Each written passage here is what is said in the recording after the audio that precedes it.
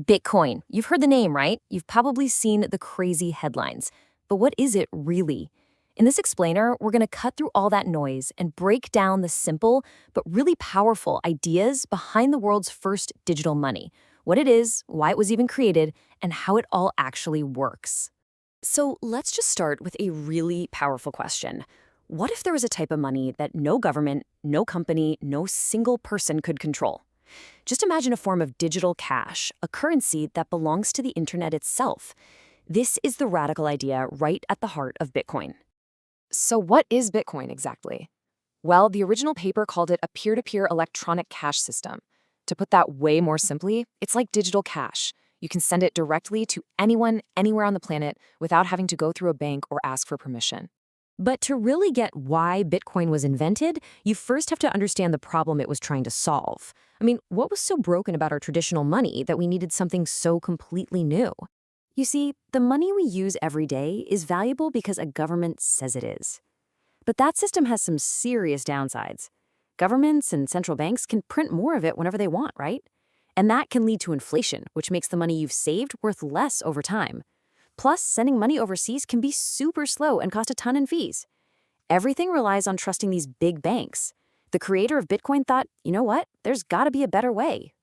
And so, to solve this big problem of trust, this mysterious person or group showed up with a totally radical solution. A new kind of electronic cash built not on the promises of some big institution, but on the cold, hard certainty of math. The whole story kicks off in 2008 when someone using the name Satoshi Nakamoto published this groundbreaking paper. And then, just a few months later, in January 2009, the Bitcoin network officially went live. That was it, the birth of the world's very first cryptocurrency. And this quote from that original paper, it just perfectly sums up the mission. A purely peer-to-peer version of electronic cash would allow online payments to be sent directly. The goal was so simple but so revolutionary. Just cut out the middleman. This wasn't just some new feature, it was a vision for a whole new way of doing finance. And this is where the story gets even more fascinating. To this day, nobody knows who Satoshi Nakamoto really is. The creator was active online for about 2 years, got the network up and running, and then just vanished. They left behind this incredible gift to the world that would one day grow into a trillion-dollar technology. Okay, so we get the why, but how does it actually work? I mean, how do you stop people from just, copying and pasting digital money? The answer is this really brilliant invention called the blockchain. The whole thing is powered by something called the blockchain.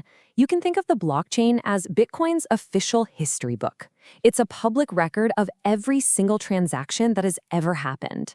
This book is made of pages called blocks, and each new block is just a page filled with the most recent transactions. I love this analogy, it's perfect.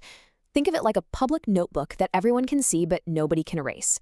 Everyone who's running the software has their own copy of this notebook, so it's totally transparent. And because all the pages are cryptographically sealed together, nobody can go back and secretly change what's already been written down. It's locked in. So how does a new page get added to this notebook? Well, it's a step-by-step process. First, when you make a transaction, it gets broadcast out to the whole network. Then, these special computers called nodes gather up a bunch of new transactions into a block. Now here's the key part. These nodes all start competing to solve a really hard math puzzle. The first one to solve it, to find the proof of work, gets to broadcast their new block. Everyone else checks it, and if it's all good, it's officially added to the chain. This constant competition is what keeps the whole network secure and honest. And that puzzle-solving competition, that's what we call mining. Miners are basically using really powerful computers to race to find the solution. Finding it is the proof of work. It proves they spent real-world energy and computing power to validate all those transactions. And what do they get for their effort? The winner is rewarded with brand new Bitcoin. So this process both secures the network and it's how new coins are created and put into circulation. And this brings us to one of Bitcoin's most important features, and the big reason why so many people compare it to a precious metal like gold. It all boils down to scarcity. This right here is the magic number, 21 million. It's written right into Bitcoin's code. There will only ever be 21 million Bitcoin. That's it. Once that number is reached, sometime around the year 2040, the supply is fixed, forever. And that makes it totally different from any kind of money we've ever used.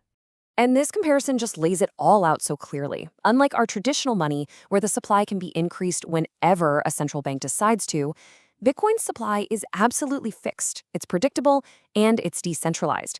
It's all governed by math, not by a committee meeting. And this is exactly why you'll always hear people calling Bitcoin digital gold. Its scarcity isn't a policy that can change, it's baked into the code. There's even this incredible event built in called the halving, which happens about every 4 years. It literally cuts the reward from mining in half, which slows down the creation of new coins, making it even more scarce over time. This predictable scarcity is why so many people, and even big companies, see it as a way to store their wealth for the long term, like a digital defense against inflation. But, and this is a big but, this revolutionary new technology also comes with its own unique set of risks. It's so important to understand the challenges and the unknowns that come with this new frontier. First off, let's be real. The price is incredibly volatile. It can swing up and down like crazy. And while the Bitcoin network itself is amazingly secure, the places where you might buy or store it, like online exchanges, can be targets for hackers. Also, governments are all still trying to figure out how to regulate it, which creates a lot of uncertainty. And finally, like any new exciting space, you've got to watch out for scams and fraud from people trying to trick you. We saw the damage that can do with things like the collapse of FTX. And it's really important to remember that Bitcoin was the pioneer, but it's not the only game in town anymore.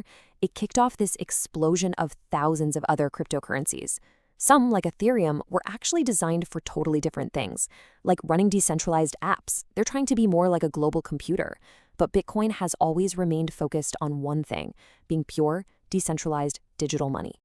And all of this brings us to the big final question. After more than a decade, what is Bitcoin?